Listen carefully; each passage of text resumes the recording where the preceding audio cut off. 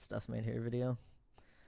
This guy is such a Seriously, solid, improve your game. They're fun, but they both have this fatal flaw. fucking crazy The ball doesn't go in engineer. if you entirely miss the hoop. And I mean, come on. It's 2020. I shouldn't have to be good at anything. This guy's such a So crazy the problem good is engineer. that the ball is over here, and the hoop is over here. I'm building a hoop that always goes to where the ball is going. This is his So that like even if you miss third entirely, it's going to go in. or fourth or Even if you third shoot iteration of a basketball Heck, hoop. blindfolded backwards in the dark. Doesn't matter. And like my previous hoop, there's unlimited opportunities to torment my wife.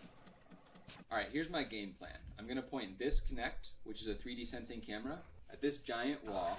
I'm going to write software that will track whenever I throw a ball, and it will figure out where the ball is going to hit on the wall. I'm going to build a basketball hoop that I can move wherever the ball is going to go. How'd you fucking do that? And it's going to do all of that between the time the ball leaves my hand and strikes the wall. I know I say this every time, but this was a really hard project. It just did not want to work. Everything that could break, broke. It just really was a lot harder than I was anticipating. Oh my gosh. How I intend this all to come together will be a lot easier to explain with the actual hoop, so let's get it made. There are tons of plasma cut and folded sheet metal parts on this machine. It's just so I really want to get a plasma cutter. I don't know if I'd want it like a CNC plasma cutter. I definitely just want a plasma cutter in general. That's half of the rail for the I think I'm gonna X-axis. get it on Amazon as well as a welder too. I want a welder, I think I'm TIG welder. All the wheels and Would be pulleys are so printed cool on to Form have. 3. These are composite pulleys, so the part that needs to be strong is machined. Oh, a and then the bandsaw. rest I is need a 3D bandsaw printed. as well. French cleat is awesome. You can rearrange your shop in just a few minutes. Turmach 24R coming in handy. Normally 2 rails this far apart would be what you do when you hate yourself, but my mounts are spring-loaded, so alignment isn't very critical. It is not supposed to do that. I think this guy is the fastest engineer on YouTube. Like, he must not have a real job. Like, he must be retired and just does this all day long. There's just no way he does this in his spare time because he, like, the rate at which he makes videos, like, the ratio of, like, his frequency to how quality good the videos are, like, how did he do this in fucking 4 weeks from doing this video? It's nuts. Or that. The system has had He's a great. tough day. I love this guy. This thing is gigantic. It looked so much smaller on the computer. It's also kind of a weird design. Like I'm my jealous. dog, Yeah, man. It's designed for He's one thing got an and one awesome- thing only. he knows a bunch. Speed. The design is optimized so the minimum amount of stuff moves and it's as light as possible. I'll be making an extremely light composite backboard and hoop, which will be mounted on this ridiculously over-engineered super light frame, which is on these incredibly light I also want carbon all of fiber his tools. tubes, Every which single are driven tool he by has, I belts want. from these extremely heavy but stationary motors. Here's a really quick demo to give you an intuitive feel for why this matters. I built this little cart. It has bearings, so very low friction. It's going to be pulled by a constant force by this belt, which is attached to a Who is this guy? His name is Stuff Made here on YouTube. He's nuts. bucket with weights in it.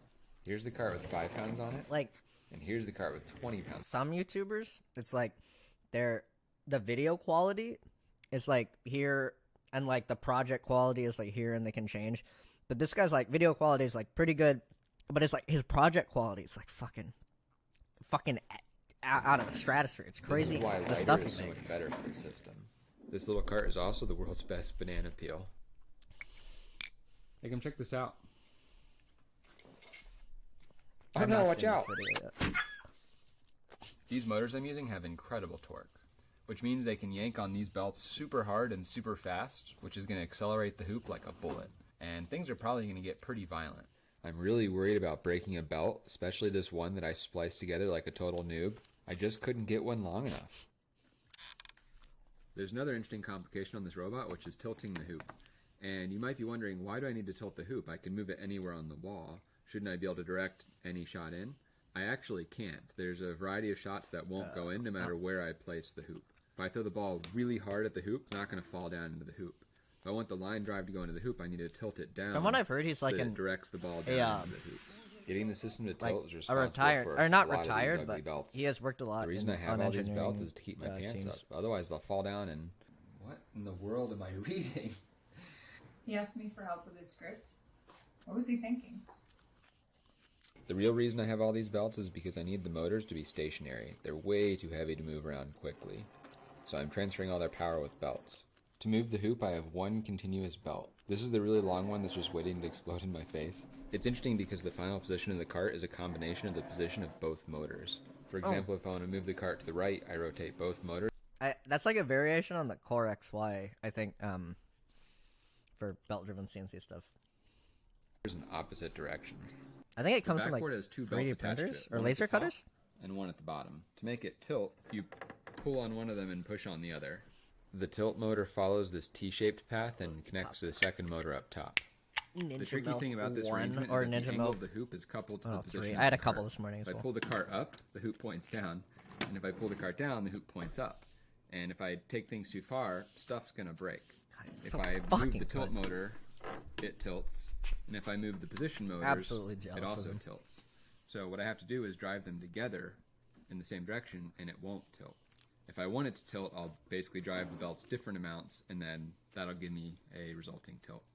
Having all three motor positions coupled in this way is a bit annoying, but it allows me to build the system in a very light way. Figuring out how to rotate the motors isn't as bad as you might think. You can write it all out as a pretty simple system of linear equations, and then you can write that as a matrix and solve it directly without any equation manipulation. If you're wondering why you might want to know linear algebra, this is one of the very useful applications of it. Yes, solve it as a matrix. Things about this design. Every pulley and idler is 3D printed. I didn't buy any. Most of the construction is sheet printed. He said pretty simple. Isn't as bad as you might think. You can write it all out as a pretty simple system of linear equations. Pretty simple system of linear equations. You can write that as a matrix and solve it directly without any equation manipulation.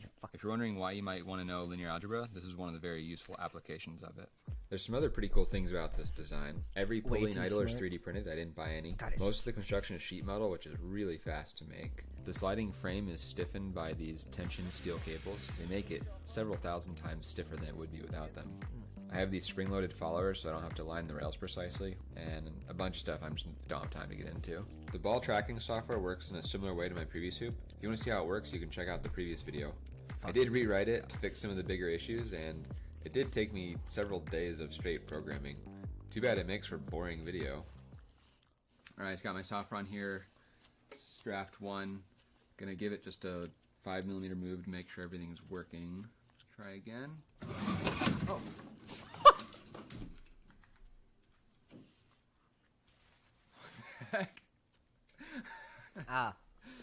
Core XY the belt was sucks. a bit loose because I was afraid of breaking my terrible splice, and that let it jump off the pulley. Right, everything's back together. What a complex pulley system. Let's try the 5mm move again. That shit sucks. Exactly what I was afraid was going to happen just happened. The belt ripped apart where I stitched it together. Crazy. Hopefully I can make works. one that will survive. Otherwise, totally hosed. Alright, it only took me 7 tries. I'm getting pretty good at this. I was in integration hell fixing all of the software and mechanical system issues for a long time. For days. There were a lot of problems. The wounds are still fresh, so we're going to just kind of gloss over this. We're especially not going to talk about how the cart would follow an L shape rather than a diagonal line. How does it... I don't know, man. It seems like he does projects where like it would take a team of people to do them that fast. How I walked over 8 miles in my own house going up and down the stairs trying to fix it. It's done, and that's all that matters. It took quite a while to get here, but let's just move it to see if it works. Looks good enough to me. I'm going to sleep. It is really late. I want to test the system out for real throwing balls, but there's this tricky problem, which is that the Kinect, which is the 3D camera, it's mounted up here. It's looking out at the hoop in the room, but it doesn't actually know which way is up, or how it's angled, or where the wall is, or where the hoop is. All it tells me is that this point in the picture is this far from the camera. To predict where the ball is going to go and where to move the hoop, I have to know where the Kinect is relative to everything. To deal with this issue, I made a calibration program. It takes an image from the Kinect. This represents how far everything it sees is from the camera. So what you do is you just paint where the wall is. He's like Mark so Rober on fucking Crack. Floor, and then you select where the center of the backboard base is. So now the hoop knows where the Kinect is relative to the wall. Mark and Rober's everything's fucking very accurate. I wrote this program to avoid He's such a measuring good everything by engineer. hand, which probably would have taken about 2 hours maybe. This took a whole day. So the big question is if this is worth it or not. Oh, come on. Is that even a question? Alright, it's time to test it out. says it hit there, which it did. So why no moving? I think I hear it moving. It's moving really slowly.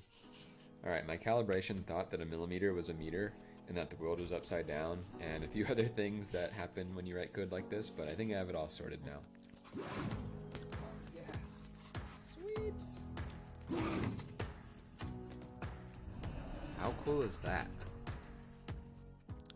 Seeing this thing intercept the ball This is like fucking guy, dude. the best feeling ever. But it's only half the system. I still need a backboard that can tilt with a rim on it. I've been testing without it because the way the belts interact, I didn't want to be crashing all the time with the hoop, so I've just put off making it. Let's get that made and then take it to the next level. I'm making it out of super light fiberglass and foam. I machined the backboard core on my Tormach 24R. It makes it really easy to get these inserts in the right spots. What a fucking guy. I learned how to weld. This backboard turned out awesome. It's foam core with fiberglass reinforcement. Oh, look at this That makes CNC it machine. I want one of those. I was thinking about buying a Tormach, and then I realized I would be an idiot to buy a Tormach. So, light. or like The just reason I any made this CNC aluminum machine. rim But is I that want the it. stock one is incredibly heavy steel. But it's and this is about financially 4 or 5 times irresponsible lighter as than fuck to the buy backboard a plus CNC rim. machine. Just buy it for it. Oh, Fuck, he's so that is good. the coolest thing you've ever seen. Wow.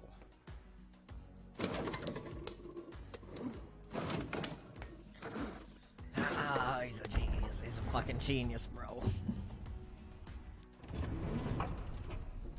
Fuck. This thing is so much fun. I've got to have my wife try this out. Hey, wife. All right, here to be pranked. Why would I prank you? Yeah. Is the net supposed to be like that?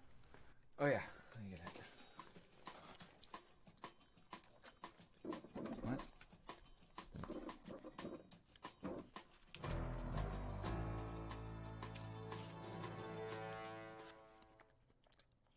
All right, give it a shot. That definitely had to be a fluke. Kobe, All right, my turn. wow, you play like a nerd. Must be an engineer. I also got you this. Ah, it all makes sense now. So it's doing the cross product. Yeah, that's basically what does it. And I thought she liked programming. You know what? Even losing this hoop is a pleasure. Now I can really make it rain. That's... God, it's the coolest fucking thing ever. This hoop is so cool. It is really satisfying to see it working. For a while there, I thought it wasn't going to work. Sometimes it just does completely the wrong thing. It sometimes thinks my head is a ball. I need to look into the code because my optimizer keeps trying to swish the shot rather than bounce it off the backboard, which isn't the best strategy because it's more sensitive to error in my estimated trajectory. In other words, it hits the rim. Backwards, blindfolded, in the dark. Out. For my Fuck next you, video, smart. I'm planning to make the next version of this bat. I really Oh, want yeah. to break the record. Isn't he And goddamn I have crazy? A metal bat, Wait. which should help.